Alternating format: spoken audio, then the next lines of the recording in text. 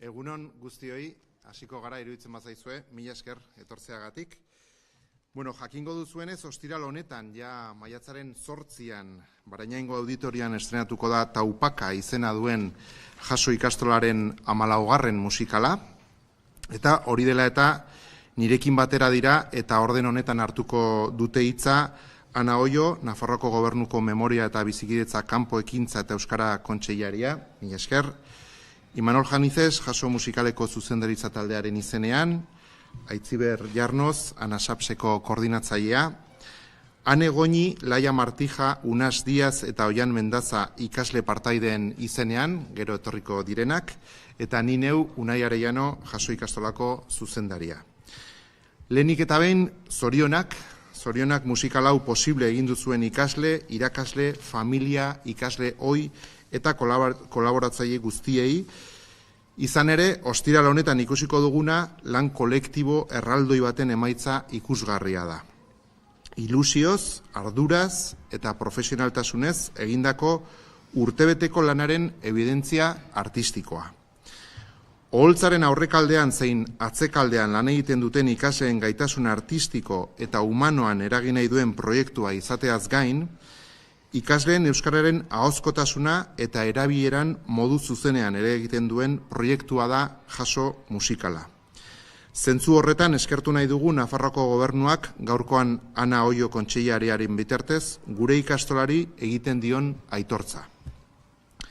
Jaso ikastolan eta sarea osatzen dugun Nafarroako gainontzeko ikastoletan sinetsita gaude euskarak espazio gehiago behar dituela behar bezala garatzeko. Ikastolak euskara gelako 4 paretetatik haratago zabaltzeko jaio ginen, gure hizkuntza plazara eramateko, kasu honetan euskara oholtzara eramateko. Euskararen eta ikastolen ibilbideari trabak jarri nahi zaizkiola dirudien honetan, Taupaka musikala eta ikastoletan egunero lantzen ditugun proiektuak dira Nafarroako hezkuntza eta hizkuntzari egiten diogun ekarpenaren adibide garbia. Ezagutu ditzagun bada, Taupaka musikal honen nondik norakoak. Decía que este viernes 8 de mayo estrenaremos en el Auditorio de Barañain el 14º musical de Jaso Musikala, de Jaso Ikastola, que lleva por título Taupaka. Por ello, están conmigo y tomarán la palabra en este orden Ana Oio, consejera de Memoria y Convivencia, Acción Exterior y Euskera del Gobierno de Navarra, eskerrik asko, Imanol Janizez, en nombre del equipo directivo de Jaso Musikala, Aitziber Jarnoz, coordinadora de NASAPS, mila esker, Ane Goñi, Laia Martija, Unas Díaz eta Oian Mendaza, en representación del alumnado participante, que luego estarán aquí en la mesa, y yo mismo, Unai Arellano, director de Jaso Ikastola. Lo primero de todo, me gustaría felicitar a todos los alumnos y alumnas, profesores, profesoras, familias, exalumnos y exalumnas y colaboradores que habéis hecho posible este musical. Y es que lo que veremos el viernes es el espectacular resultado de un gigantesco trabajo colectivo, evidencia artística de un año de trabajo realizado con ilusión, responsabilidad y profesionalidad. Jaso Musikala es un proyecto que, además de incidir en la capacidad artística y humana de los alumnos y alumnas que trabajan en el escenario y detrás de él, incide directamente en la oralidad y el uso del euskera del alumnado. En este sentido, queremos agradecer el reconocimiento que el Gobierno de Navarra, hoy a través de su consejera Ana Oio, hace a nuestra ikastola. Tanto en Jaso Ikastola como en el resto de la red que formamos las ikastolas navarras, estamos convencidos y convencidas de que el euskera necesita más espacios para desarrollarse adecuadamente.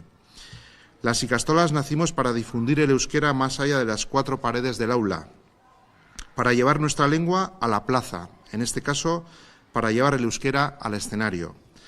Ahora que parece que se quiere poner trabas a la trayectoria del euskera y de las ikastolas, el musical Taupaka y los proyectos que trabajamos a diario en las ikastolas son buen ejemplo de la aportación que hacemos a la educación y lengua navarra. Conozcamos, pues, los detalles de este musical Taupaka, mila esker. Manol, zure, barkatu, Ana, barkatu. Bueno, eskerrik asko, ni hasiko naiz bi hitzekin, alde batetik eskerrik asko, Jaso ikastola gonbidatzeagatik eta batez ere urtero jarraitzen duzuelako lan honekin, ez? Eta zorionak batez ere artistaei, ez? Eta, irakaslei ere, ez? Zuen konpromisoagatik, ez? Eta kulturaren bidez, bultzatzeko kultura tresna bezala, ez? Bultzatzeko euskara, ez? Egia da ez dago, ez? Gaur egungo egoera ez da erreza, ez? Baina ni bai azpimarratuko nuke atzo Garaikoetxea hil zen eta Garaikoetxea zen euskalduna eta euskaltzale batez ere, ez? Hemen Nafarroan, eta nik uste dut figura hori borrokatu, errebindikatu behar dugu, ez? Aldarrikatu behar dugu.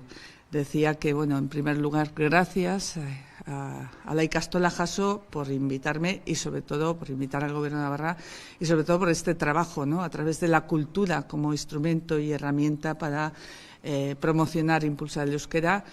Y zorionak, enhorabuena a los artistas, a las artistas, al alumnado y al profesorado que cada año seguís empeñando, ¿no? En hacer estos trabajos magníficos, estos espectáculos.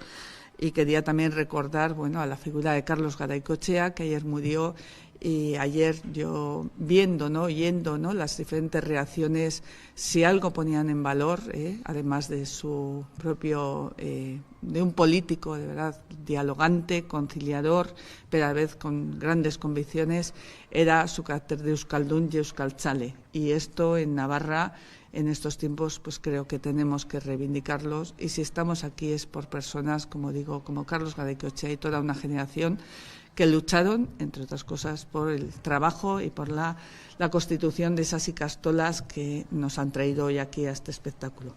Euskara Bideak eta Jaso ikastolak urtero sinatzen duten hitzarmenaren bidez, urte batzuk daramatza Nafarroko Gobernuak musikal honen garapenean eta erapenean laguntzen.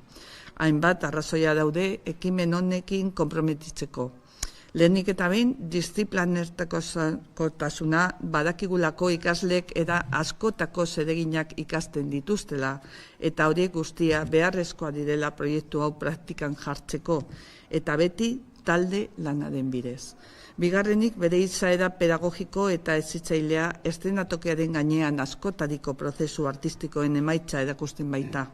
Besteak beste, musika, antzerkia eta bideo edizioa. Jakina obren izaera soziala ezin dut aipatu gabe utzi, azken urtetan ikuskizunez gozatu ahal izan dugu benetan erakargarriak eta atseginak izateaz gain, gaurkotasun handieneko gaien inguruan, ala nola klima aldaketa, homofobia, genero berdintasuna, Alzheimerra, autismoa, despopulazioa, zein berri faltsuak edo fake newsak asko gaia izan zen. Eta urtengo lana ere osasun mentala jorratzen du, gaurkotasun handikoa da. Eta hori guztia nola ez euskaraz egiten da. Gure lingua nabarrodun maitia Euskal Herriko txoko ezberdinetara eramanez eta edozein adinetan euskara sortzea, irudikatzea, lan egitea, unkitzea, posiblea dela erakutziz. Horrekin batera noski bere normalizazioan lagunduz. Eskerrik asko zuei guztioi proiektu polita hau posible egiteagatik eta emozionatzen eta osnartzen laguntzeaz gain, euskararen prestigioa eta gure hizkuntzaren inguruko sensibilizazio soziala ere bultzatzeagatik mila esker. Haré un pequeño resumen en castellano. Como digo, el Gobierno de Navarra, a través de Euskara Bidea, llevamos ya varios años con un convenio con Jaso Ikastola para difundir esta producción, ¿no?, musical y artística que presentamos hoy aquí. Y lo hacemos por muchas razones. En primer lugar, por su carácter interdisciplinar, porque nos consta que el alumnado aprendéis muchas tareas de diversa índole para llevar a cabo este proyecto. Y siempre, desde luego, en un trabajo en equipo. No se fomenta el individualismo, sino al revés, se fomenta el colectivo y creemos que eso es importante en cualquier trabajo. En segundo lugar, su carácter netamente pedagógico, puesto que sobre el escenario mostréis el resultado de procesos artísticos muy diversos, como la música, el teatro o la edición de vídeo. Y sobre todo creo que hay que poner en valor dos cosas que añadiré ahora, que sería el carácter social de las obras. En los últimos años hemos podido disfrutar de espectáculos que, además de atractivos y agradables, han llamado atención sobre temáticas que están en la calle. Temáticas como el cambio climático, la homofobia, la igualdad de género, el Alzheimer, el autismo, la despoblación o las noticias falsas, que fue el año pasado.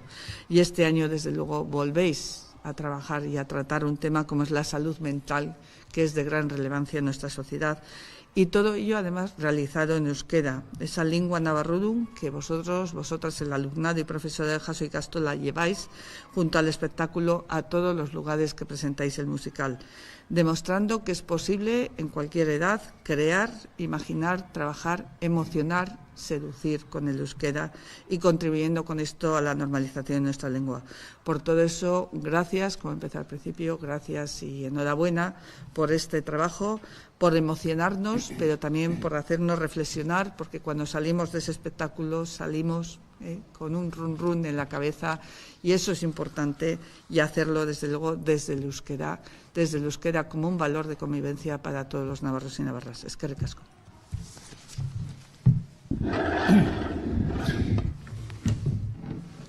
Bueno, egun on guztioi. Taupaka musikala, gure 14. musikala, jadanik 100. funtzioa beteko duena Baraineneko goizeko emanaldian. 14 urte hauetan, lortu du 100 funtziotara iristea, eta hori ez da datu makala. Aurten 52 ikaslek parte hartuko dute gure proiektuan, eta 18 kidek ere parte hartuko dute Jaso Ikastolako komunitatetik sortutako orkestran. Decía que el musical Taupaka cumple su edición número 14, el musical de Jaso cumple su edición número 14, y que este año además tenemos un hito especial porque en la función matinal de Barañain cumplimos 100 funciones desde que se creó este musical, que no es un dato banal y que hay que tener en cuenta. De hecho, en este musical participarán 52 chicos y chicas, que es el dato más alto de participación desde 2014, diría, que se igualó, y es la cifra más alta que ha tenido de participantes el musical dentro del alumnado de la ESO, que vienen a suponer un tercio del alumnado prácticamente que tenemos en la ESO en Jaso Ikastola. Musical hau, se me olvidó decir también que tenemos una orquesta compuesta por miembros de la comunidad de Jaso, que es concretamente con 18 miembros. Proiektuaren ezaugarri nagusietako bat ikasleek sortua dela da, eta balioan jarri nahi dut haiek egiten duten eguneroko lan hori. Gidoia sortzeko prozesutik, bai argiak, bai soinua, bai abestien prestaketa, dantzen koreografien prestaketa, hori eszenografiaren sorketa gurasoekin batera, hori guztia haien lana da, eta lan hori esan dezaket zuzendaritzako kide bezala eta zuzendari guztien izenean oso harro gaudela ikasleek aurten ere egin duten lanaz, benetan talde handia izanik, kostatzen baldin bada talde handiak mugitzea ere, aurtengo lana bereziki bukaera aldera oso ona izan delako taldearen partetik eta implikazio handikoa. El grupo, tiene una característica especial, y es que este año, al ser muy grande, es más difícil de gestionar un grupo tan grande, y sin embargo, han sido capaces de generar grupo, de generar entre ellos un muy buen ambiente de trabajo, y han sido los creadores de como todos los años, del guión, de la escenografía junto con las familias, han preparado las letras de las canciones, absolutamente todo lo que se ve en las coreografías está creado íntegramente por ellos. Eta honekin, goraipatu nahi dut, musikal honek duen balio pedagogikoa. Askoz, emaitza baino askoz haratago doana, eta haiengan sortzen dituen aldaketa pertsonalak, bai elkar harremanetan, baita ikastolako giroan, eta baita ere komunitatean, familien artean sortzen dena. Comentaba que quiero destacar también que en este musical la parte más importante no es lo que se ve y la muestra final, sino el proceso donde ellos y ellas de alguna manera pues viven transformaciones personales, ¿no?, más allá de las que podrían vivir en una asignatura habitual en la Ikastola. Y eso provoca pues muchos cambios dentro de su forma de ser, de su sentimiento hacia la Ikastola y de la comunidad de la Ikastola. Este año, el 8 de mayo seraen Barainain, maiatzaren 8an Barainainen izango da, baina gero ere Miserikordia etxean izanen gara, ekainaren 14an, Lamorean ere egingo dugu emanaldi txiki bat, eta Tuteran eta Baluarten ere izanen gara urte honetan zehar. Bai. Bukatzeko, aipatu, Jaso musikaleko delegazio txiki batek 11 lagune konkretuki Budapestera bidaiatuko dutela aurten, nolabait euskara ere modu internazionalean zabaltzeko eta bertan dagoen antzerki eta kanto eskola batengandik ere metodologiak ikasteko, ez? Como novedad o continuando con la línea de otros años, una pequeña delegación de alumnado viajará en junio a Budapest para conocer cómo trabaja de primera mano un centro escolar que tiene, son especialistas en canto y también en teatro, y nos permitirá también conocer otras metodologías para poder después aplicarlas aquí. Y azkenik, komentatu, kampus artistiko bat izango dugula ekaineko azkeneko 2 asteetan.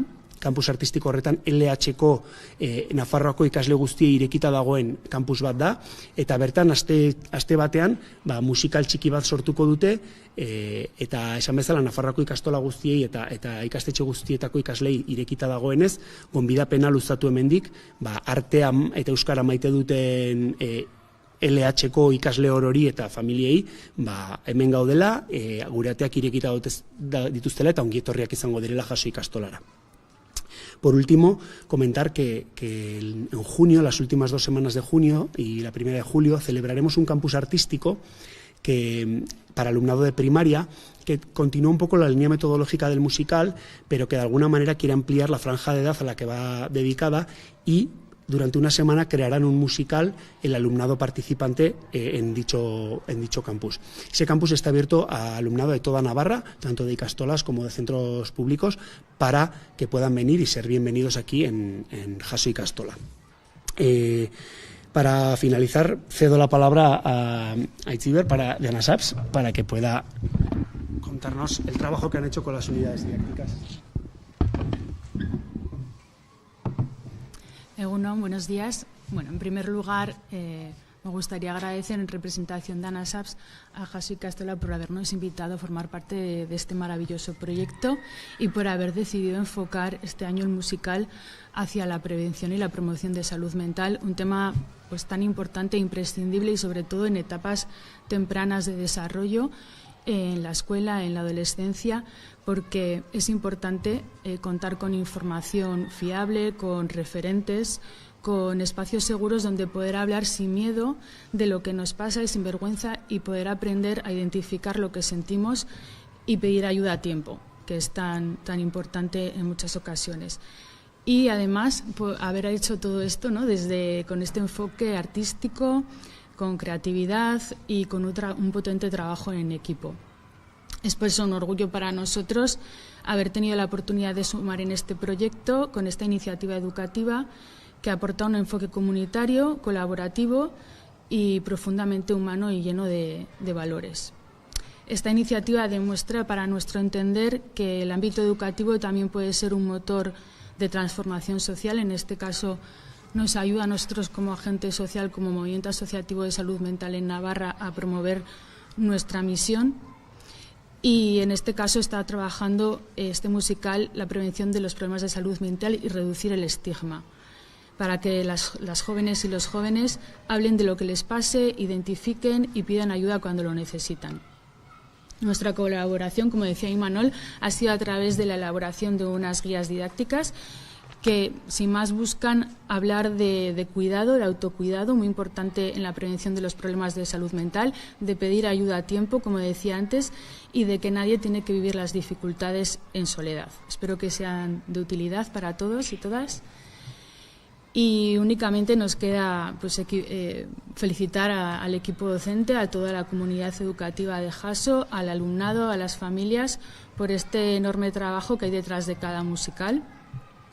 En concreto, el año pasado tuve la oportunidad de asistir al musical y quedé maravillada de todo, de ese gran trabajo artístico que se podía identificar fácilmente, pero sobre todo de todo lo que había detrás, ¿no? Que ya se ha hablado en esta mesa, ese inmenso trabajo, ese aprendizaje, esa colaboración intergeneracional, bueno, unos valores muy importantes que hay detrás de este trabajo, de este musical, que identificamos que sin el liderazgo y sin la vocación y los valores de Jasso y Castola pues no sería posible. Y sin más, agradecer nuevamente la invitación y felicitar por esta creación de comunidad y por promover el bienestar a través de acciones como estas. Podemos ahora la palabra y si os ayudáis un poquito con preguntas, o si hay alguna pregunta primero para nosotros y después les daremos la palabra a los protagonistas. Ahí, protagonista y eguntza, zuek galderak haiei egin dizuen, ¿vale? Yo sí quería saber esas guías didácticas se trabajan durante el curso o durante la realización o creación del musical. Bueno, igual... Sí.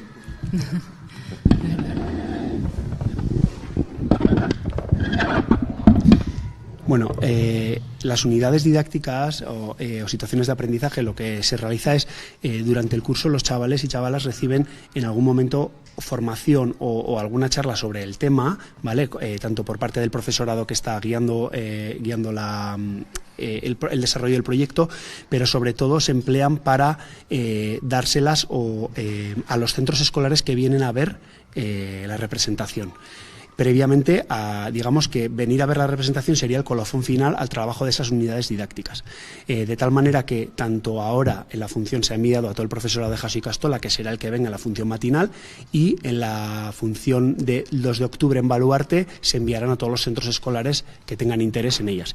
Y si cualquier centro escolar, aunque no pueda venir o no pueda acudir a ver la función, tiene interés en recibirlas, siempre lo podrá hacer, ya que la función quedará grabada tanto por Festaro como por EITB, Imakusi, y podrán tener acceso a la misma función y después poder trabajar previamente las unidades didácticas en cualquier momento del año más adelante.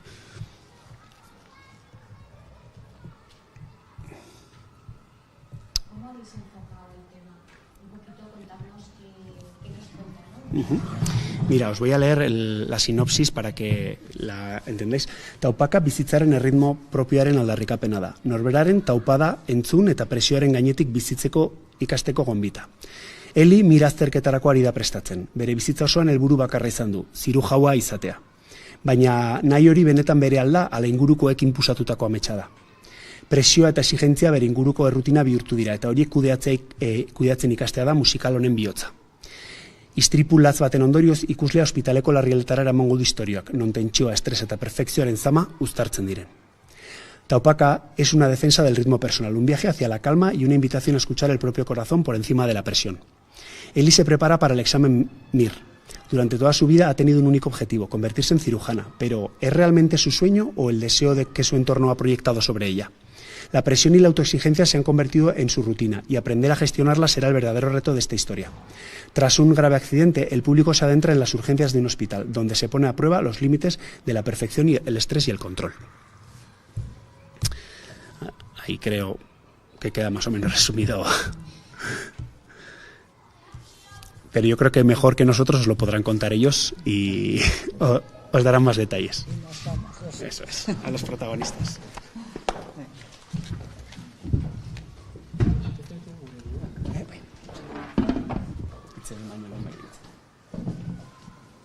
Os los presento, si queréis, de izquierda a derecha. Fabián Mendaza, Laia Martija,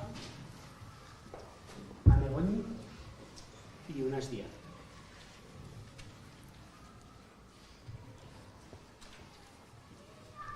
Contanos un poco qué personaje o qué papel habéis tenido dentro del musical, cuál ha sido vuestro trabajo. Bueno, yo formo parte del grupo de actores y cantantes y bueno, pues mi papel pues desempeña una función pues más bien como para aportar un poco de no sé cómo explicarlo, como de ligereza a la trama porque es un poco pesada el tema y tal, y pues es verdad que pues es una historia un poco más secundaria pero que a la vez ayuda a la protagonista a encontrarse un poco a sí misma y así. Euskaraz ere. Ni abeslari aktore taldean parte hartzen dut, eta nire papera pizkat antzerkia, emanaldia jariotasun gehiagorekin emateko edo arinago egiteko dago, baina baita protagonistari bere barne mamuak usatzen eta bere burua aurkitzen laguntzen dio. Ni ere abeslari aktore taldean parte hartzen dut, eta egiten du Teliren papera, eta hori, gauza nire bizitza osoan presionatuta bezala izan naizela, eta musikalan zehar presio hori aurre egiten saiatzen naizela. Yo formo parte del grupo de cantantes y actores, y en este musical interpreto a Eli, y básicamente como que intento afrontar la presión que me han puesto toda mi vida.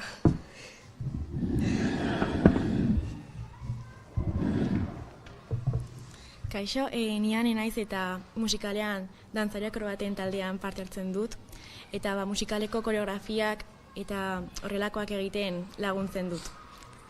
Yo soy Ane y formo parte como bailarina en el musical, y ayudo a hacer las coreografías del musical, los números y así, para que quede como más bonito.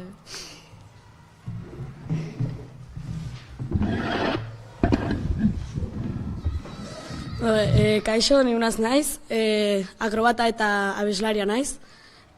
Akrobata bezala nik akrobaziak eta numeroan parte hartzen dut, eta laguntzen du batzuetan akrobazia batzuk egitera beste kide batzuei. Ere bai, abeslaria naiz, eta nik bi paper ditut, bat ikaslea naiz, eta laguntzen diogu protagonistari zer neurri hartu behar dituen zirujaua izateko, eta beste aldetik ere bai zirujanoa naiz, zirujano nagusia, eta laguntzen duteli haren beldurrak gainditzera ebakuntzan lagunduz. Yo soy Unas, soy acrobata y abeslari.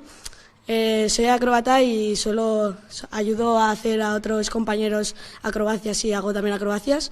Y de parte de abeslari tengo 2 papeles, que es uno del ICASLE, que le advierte y le enseña lo que tiene que estudiar o lo que tiene que hacer para ser cirujano. Y también soy, en el otro papel, en el hospital, soy el cirujano principal, que le ayuda a Eli a solucionar sus problemas mediante de una operación.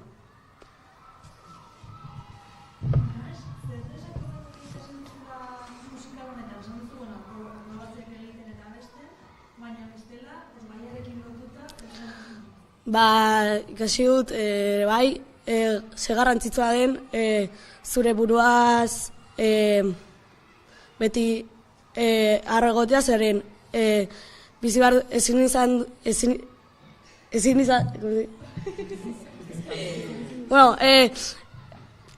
presioa oso txarra dela, zeratik zuk argi izan behar dituzu egin dituzun gauzak, eta ez zure burua fortxatu ez dituzun gauzak egitera, eta ere bai, batzuetan komentario txarrak dituzunean, zu eskasurik egitea eta zu bezala zaren jakitea zarela.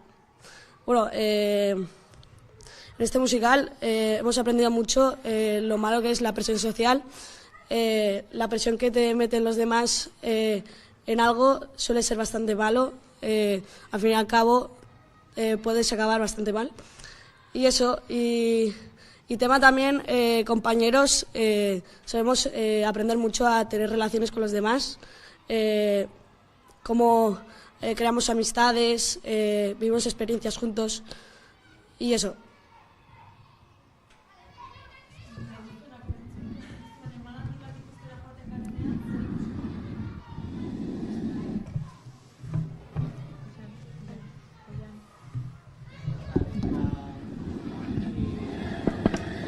Uste dut sorpresa handia eramango duztuela, izan ere aurten estenografia ikaragarri batekin lan egiten dugu. Baina baite uste dut unkituko zaretela, bai historiarekin, bai momentu oso politak daudelako, ematen da, hori, guraso eta alabaren arteko harremanetan oso historia polita kontatzen da, eta bukaera, ulertzen dute ez dutela haien nahiak bera alabari inposatu behar eta utzi behar diotela, bera den bezalakoa izaten eta nahi duen moduan bere bizitza bizitzen, eta hori, eso, que yo creo que os vais a llevar una gran sorpresa este año porque contamos con una escenografía increíble, la verdad. Y por otra parte también siento que os vais a conmover y emocionar porque hay momentos que son de verdad preciosos en este musical, sobre todo en la relación de Eli con sus madres, en este caso, que bueno, siempre la han presionado un poco por su forma de vida, o sea, están acostumbradas a un prestigio muy alto y tal. Y Eli, sí se ha visto presionada a hacerles caso y a aprender a encontrarse a sí misma y saber lo que realmente la apasiona y tal.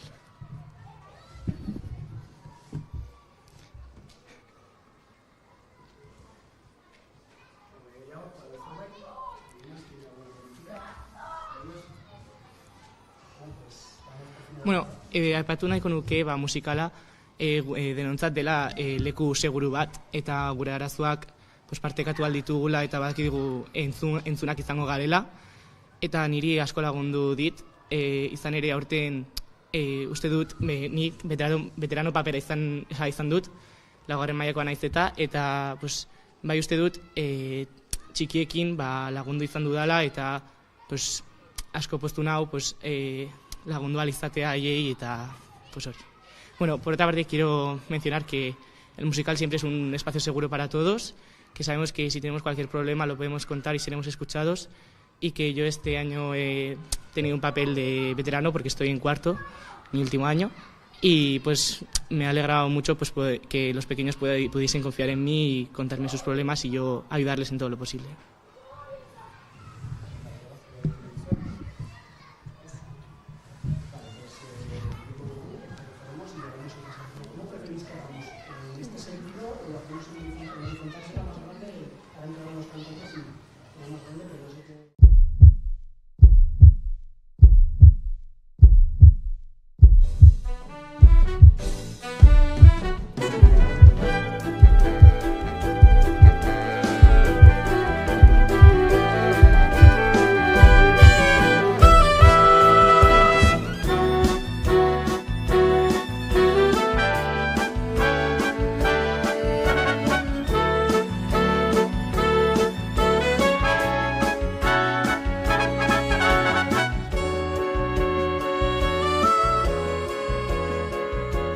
Entzun, nola idatzi ongi.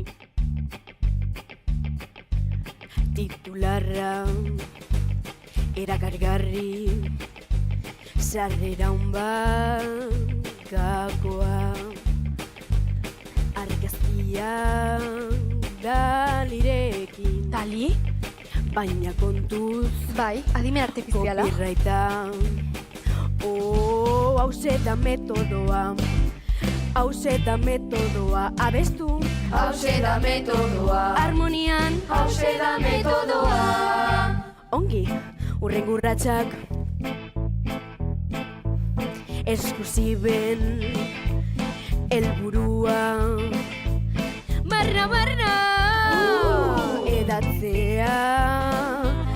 Ezkosola, jartzuna. Bozkak lortzea. Itxoin, zer?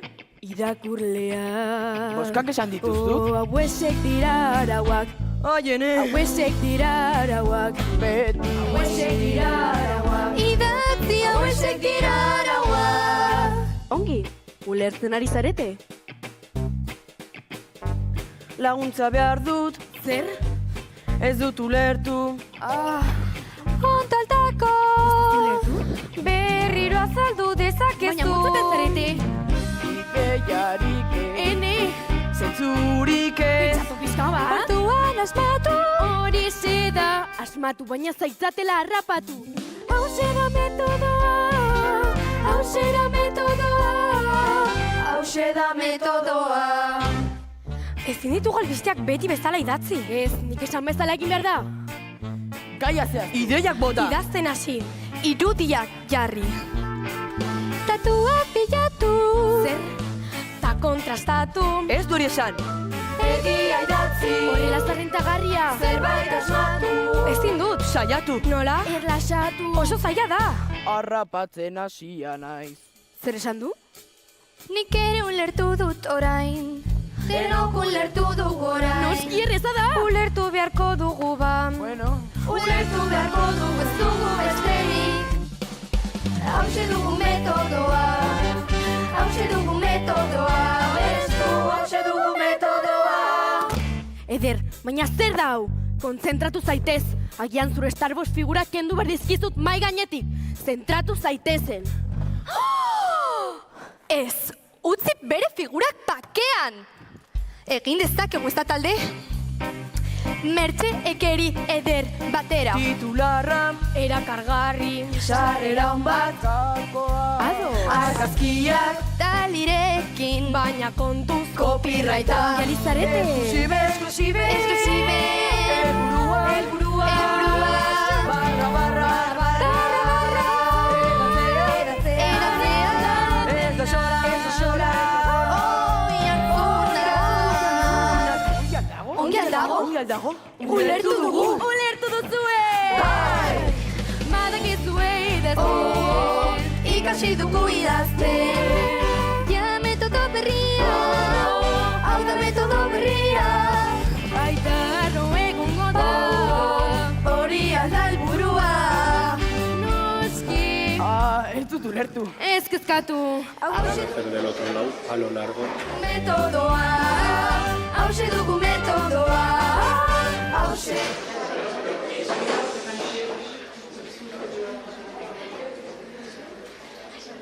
Mete, sí que es. Ya están preparados.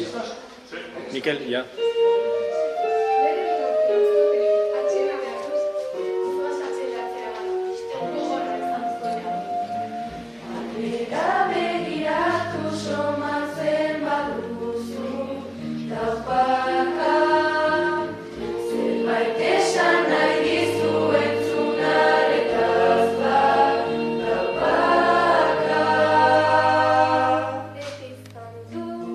Soy una de esas